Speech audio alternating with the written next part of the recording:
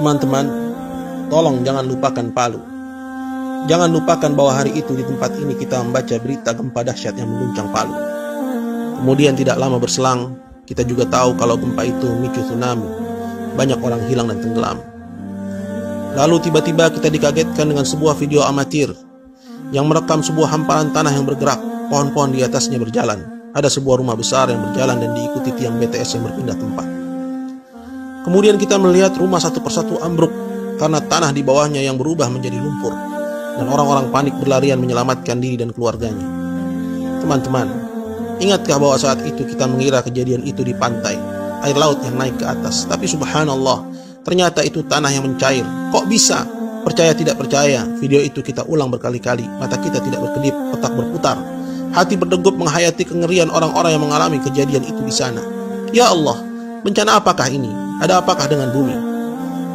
Teman-teman, saat ini waktu sudah berlalu semenjak peristiwa itu. Masih adakah kengerian itu di dada? Atau masih terselipkah rasa mencekam itu? Duhai teman, tolong, aku minta jangan lupakan Palu. Pada peristiwa itu Allah ingin kita melihat bukan melalui ayat-ayat sucinya, karena sedikit yang beriman dan banyak yang tidak.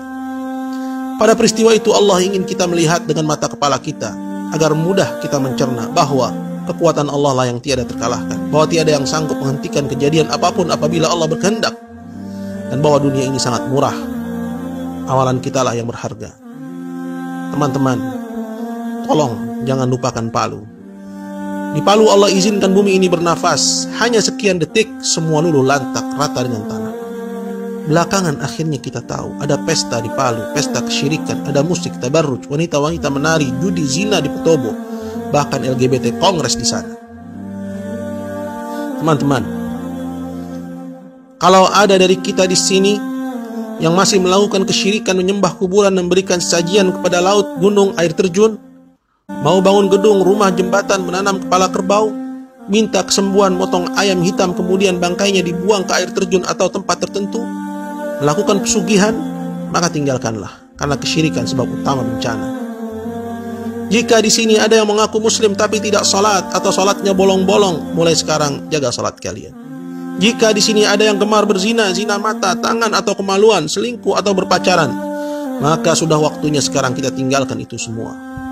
Atau jika di sini masih ada yang suka dugem ke diskotik, bercampur baur laki-laki perempuan tanpa ikatan, tanpa batasan, minum minuman keras, narkoba, sekaranglah saatnya kita bangkit selagi masih diberi kesempatan. Jangan tunggu besok atau nanti, karena tidak seorang pun dari kita tahu apa yang akan terjadi sesaat lagi.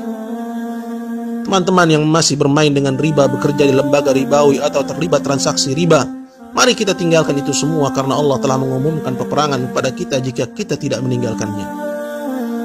Teman-teman muslimah yang masih menanggalkan hijabnya, enggan berjilbab, gemar bersolek, menampakkan auratnya, mengenakan pakaian ketat atau tipis, tidak adakah rasa iri di hatimu kepada saudari Winda yang jasadnya ditemukan masih lengkap dengan hijabnya? Jasadnya masih lemas dan tidak berbau meski sudah 14 hari tertimbun reruntuhan. Cadarnya melekat di wajahnya sampai-sampai tim SAR sungkan melepas penutup wajahnya. Dia mulia hidup dan matinya. Teman-teman, saya tahu yang paling berat memang meninggalkan musik. Dulu pun saya seperti tidak percaya bahwa Islam mengharamkannya. Tapi saat Allah jadikan kecintaan kepada Al-Quran di dalam dada, gandrungan kepada musik akhirnya banyak berkurang. Karena tidak akan bertemu kecintaan kepada musik dengan kekhusyuan mentadabburi Al-Quran. Saya yakin saat ajal nanti tidak satupun dari kita yang ingin diperdengarkan musik dambaannya, biduan idolanya. Saat itu satu-satunya keinginan kita, andaikan semasa sehat dulu kita menjadi ahli Quran. Tapi bagaimana bisa itu terwujud jika sampai sekarang tidak ada keinginan kita berlepas dari musik?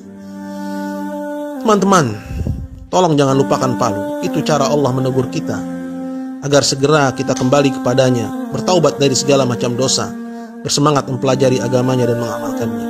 Ya Allah, kami tidak tahu harus sedahsyat apalagi teguranmu kepada kami jika gempa mengerikan di Palu kemarin belum juga menggugah hati ini, menggerakkan diri ini untuk memohon ampunanmu.